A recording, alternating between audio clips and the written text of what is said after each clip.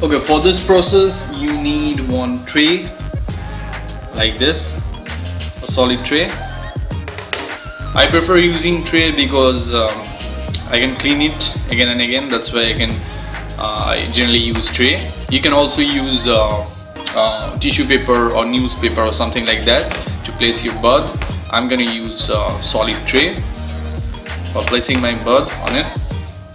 Then you need baby parrot food. I'm gonna feed my parrot with a spoon.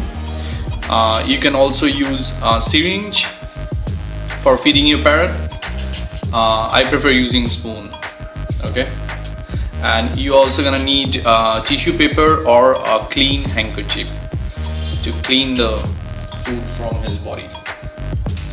Okay, so let's get started.